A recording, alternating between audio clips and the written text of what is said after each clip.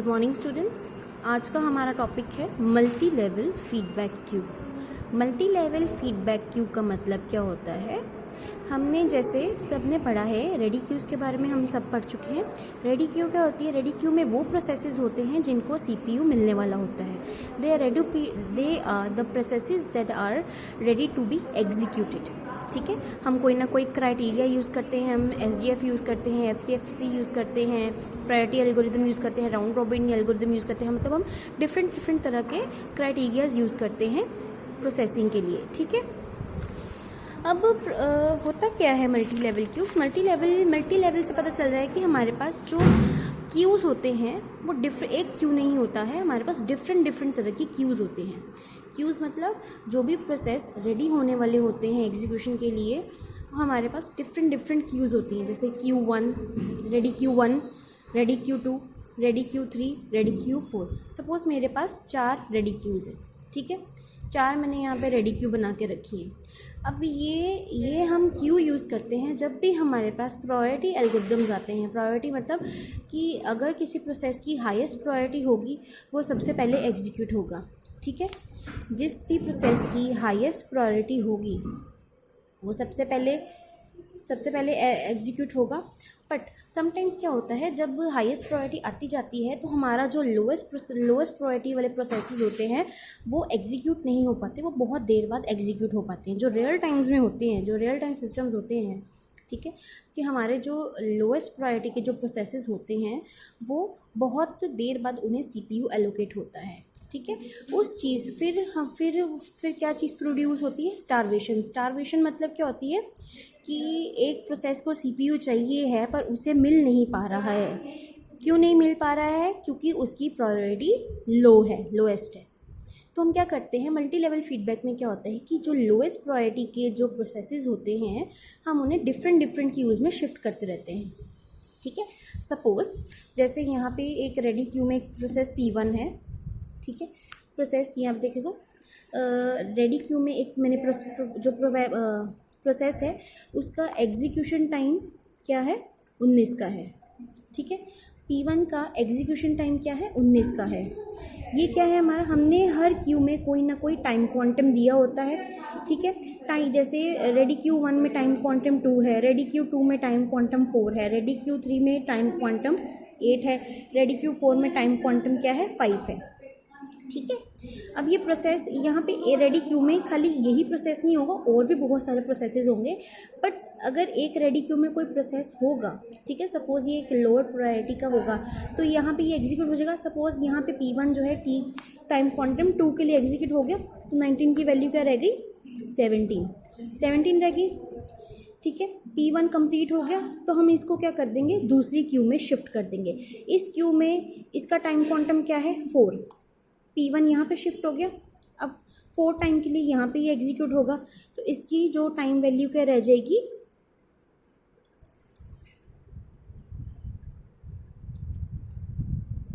Sorry 13। अब ये 13 बज गया।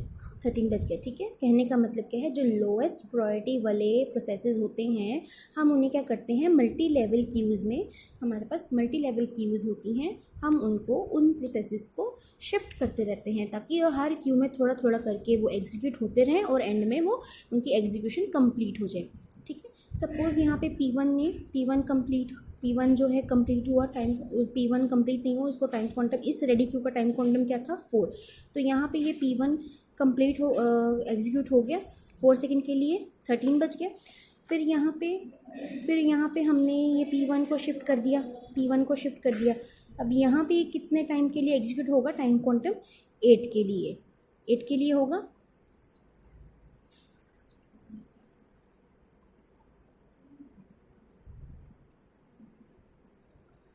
होगा। तो यहाँ पे कितना आ जाएगा हमारे पास? सॉरी,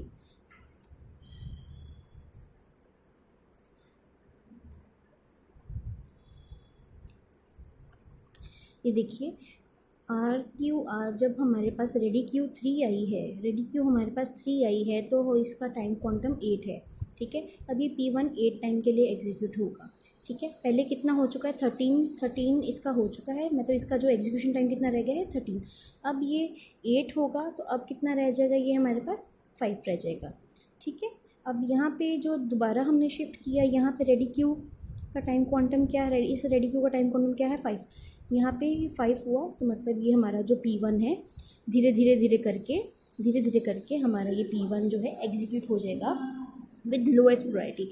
होता पता क्या है, यहाँ पे इस रेडी क्यू में हमेशा हाईएस्ट प्रायोरिटी वाले जो प्रोसेसेस होते हैं उनके लिए तो कोई प्रॉब्लम नहीं है,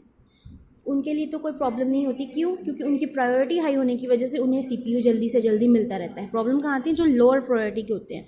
लोअर प्रायोरिटी की जो प्रॉब्लम्स को रिजॉल्व करने के लिए हम कंसेप्ट लेके आते हैं मल्टी लेवल फीडबैक क्यू का। हम क्या करते हैं, उन प्रोसेसेस को मल्टीपल क्यूज़ में शिफ्ट करते रहते हैं। हर क्यू का कोई ना कोई टाइम क्वांटम होगा, वो अपने अपने टाइम क्वांटम के हिसाब से जब भी प्रोसेस शिफ्ट होता जाएगा। जैसे यहाँ पे पहले इस रेडी क्यू में टाइम क्वांटम था 2, तो P1 2 टाइम के लिए एग्जीक्यूट हो गया, इसमें था 4, फिर यहाँ पे 4 सेकंड के लिए एग्जीक्यूट हो गया, फिर यहाँ पे 8 था, यहाँ पे 8 सेकंड के लिए एग्जीक्यूट हो गया, यहाँ पे 5 था, यहाँ पे 5 टाइम के लिए एग्जीक्यूट हो 5 सेकंड के लिए एग्जीक्यूट हो गया। धीरे धीरे करके ये P1 पूरा का पूरा एग्जीक्यूट हो गया। यहाँ पे पूरा का पूरा एग्जीक्यूट का मतलब हाईएस्ट प्रायोरिटी वाले तो चल ही रहे हैं। यहाँ पे देखो ना, एक प्रोसेस तो होंगे नहीं, यहाँ पे 50 और भी बहुत सारे प्रोसेसेस हो सकते हैं, इसमें भी बहुत सारे प्रोसेसेस होते हैं, और प्रोसेसेस के साथ साथ ये भी होता जाएगा थोड़े थोड़े टाइम के लिए एग्जीक्यूट। इसी वजह से कि ताकि लोअर प्रायोरिटी वाले प्रोसेसेस को सीपीयू टाइम टू टाइम मिलता रहे, हम कौन सा कंसेप्ट लेके आते हैं, मल्टी लेवल फीडबैक क्यू। इसमें हमारे पास मल्टीपल रेडी क्यूज़ होती हैं।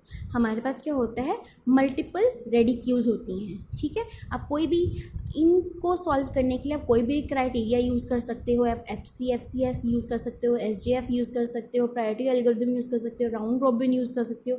You can choose any algorithm for multiple feedback queues. अब एक और कंसेप्ट है हमारे पास मल्टी लेवल फीडबैक में। मल्टी लेवल फीडबैक में क्या होता है बेटा, जैसे हमारे पास हमने बोला कि हमारे पास मल्टीपल क्यूज़ होती हैं, आपने ये भी पढ़ा होगा कि हमारे पास डिफरेंट तरह के प्रोसेसेस होते हैं।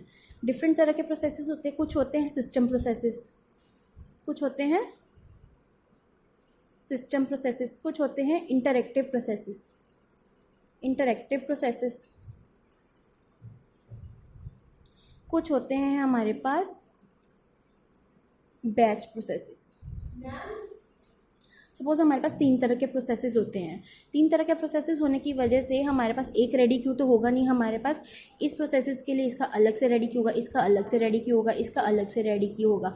अगर तो सिस्टम प्रोसेसेस कौन से होते हैं, इंटरप्ट वाले, ये हाईएस्ट प्रायोरिटी के होते हैं, ये होते हैं हाईएस्ट प्रायोरिटी के, ये मिडिल प्रायोरिटी के होते हैं, ये लोएस्ट प्रायोरिटी के होते हैं। लोएस्ट प्रायोरिटी में हमेशा हम FCFS यूज़ करते हैं, इसमें हमेशा हम SJF यूज़ करते हैं, शॉर्टेस्ट कम फर्स्ट। ठीक है, इसमें हम राउंड रॉबिन हमेशा यूज़ करते हैं। सिस्टम प्रोसेसेस टाइप के प्रोसेसेस जो होते हैं उसमें हम हमेशा कौन सा क्राइटेरिया यूज़ करते हैं, राउंड रॉबिन का।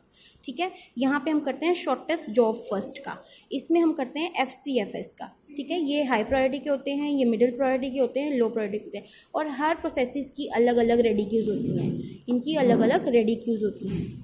ठीक है, इनकी अलग अलग क्या होती हैं, रेडी क्यूज़ होती हैं। रेडी क्यूज़ होने की वजह से ये CPU इनको हर रेडी, जैसे यहाँ से एक प्रोसेस उठाया, एलोकेट हो गया CPU आउट, यहाँ से एक प्रोसेस आया, एलोकेट हो गया CPU ख़त्म, यहाँ से एक प्रोसेस आया, CPU एलोकेट हो गया ख़त्म। ठीक है, इस तरह से मल्टी क्यूज़ डील करते हैं CPUs के साथ। हमारे पास अगर डिफरेंट प्रोसेसेस हैं तो हर प्रोसेसेस की एक रेडी क्यू नहीं होती है, हर प्रोसेसेस की अपनी अपनी एक रेडी क्यू होती है, और उन रेडी क्यू से प्रोसेसेस जाते हैं, CPU एलोकेट होते हैं, उनका एग्जीक्यूशन खत्म कंप्लीट होता है। Is that clear? System processes वो होते हैं जैसे इंटरप्ट आते हैं, कोई भी इंटरप्ट आएगा तो सारी प्रोसेसिंग रुक जाएगी और CPU क्या करेगा, उस इंटरप्ट को सॉल्व करने लग जाएगा। ठीक है, ये होता है सिस्टम प्रोसेस।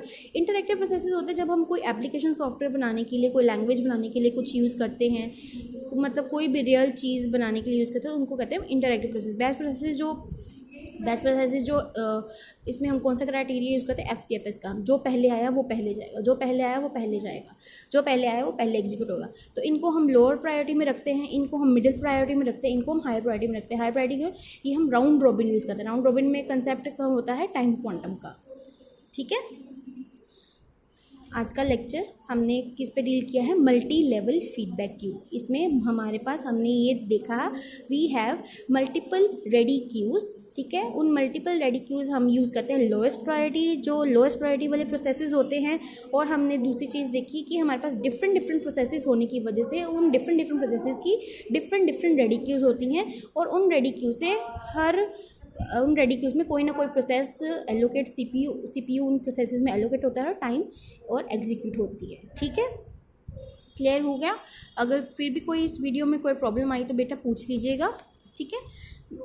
इस टॉपिक से आपका जो सेकंड यूनिट है वो कंप्लीट हो चुका है। कल से हम थर्ड यूनिट स्टार्ट करेंगे, डेडलॉक। Okay, thank you.